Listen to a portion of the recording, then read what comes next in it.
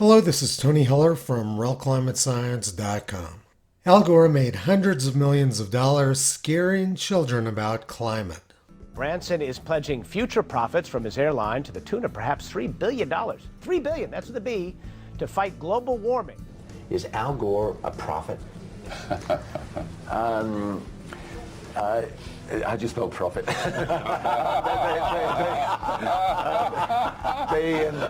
Gore used this very large graph in his 2006 science fiction movie, An Inconvenient Truth. The graph showed how over the last few 100,000 years, CO2 levels in Antarctic ice cores, shown in red, closely tracked the ice temperature, shown in blue. But recently there's been a large rise in atmospheric carbon dioxide, which doesn't have a corresponding spike in temperature. Al Gore concluded from this graph that the amount of carbon dioxide in the atmosphere controls Antarctic temperatures. But satellites show that there's been no change in Antarctic temperatures over the last 40 years. April to September 2021 was the coldest 6-month period on record in Antarctica. And this winter was almost as cold, with the cold air spilling up into Australia and making Australia very cold as well. The high levels of carbon dioxide in the atmosphere don't seem to be having any effect on Antarctic temperatures. So let's take a look at what Al Gore got wrong. The red line shows CO2 concentration and the blue line shows temperature variation in Antarctic ice cores. They do track each other very closely, in the same way that the cart tracks the movement of the horse that's pulling it. So we have to make a determination. Is CO2 driving the temperature, or is the temperature driving CO2? In order to test this out, we're going to open up a warm beer.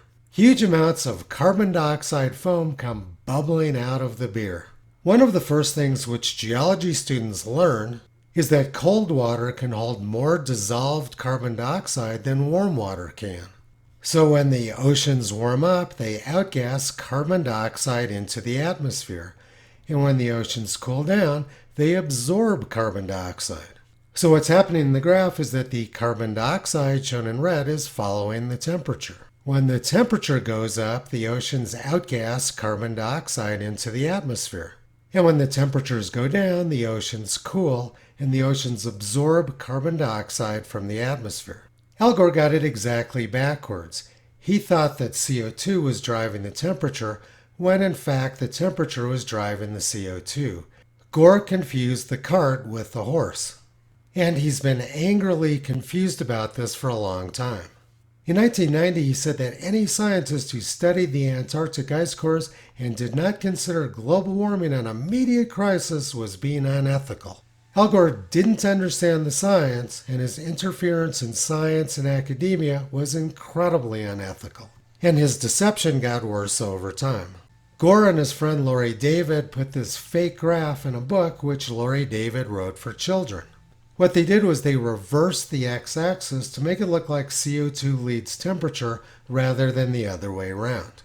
Like his science fiction movie, which was shown to billions of children around the world, this textbook was completely fraudulent. To finish this up, let's take a little closer look at the Antarctic ice core record. There's some very valuable information in this graph. Ice ages begin when temperatures and carbon dioxide are at their peak. And ice ages end when carbon dioxide and temperature are at their lowest. The behavior of the ice is the exact opposite of what global warming theory would predict. As the Earth warms coming out of an ice age, it puts more carbon dioxide in the atmosphere. According to global warming theory, this should just make it hotter and hotter. More ice should melt and more carbon dioxide should be released. This should in turn melt more ice and release more carbon dioxide. What it would lead to would be an uncontrolled feedback loop of warming. According to global warming theory, coming out of an ice age, Earth should just get hotter and hotter until the planet became like Venus. And when Earth is going into an ice age, CO2 levels should keep going down and Earth should keep getting colder and colder. But Earth is neither like Venus nor like Snowball Earth. What we see instead are regular cyclical variations.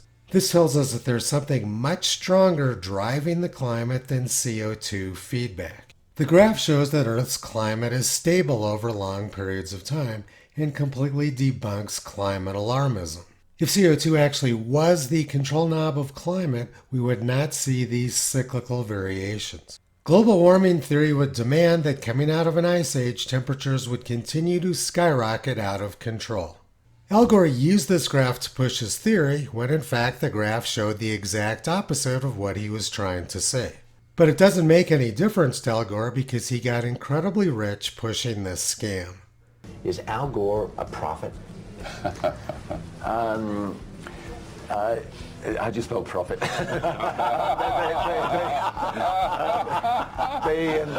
Billions of school children have been taught to be afraid of the fuels which keep their lives safe and comfortable.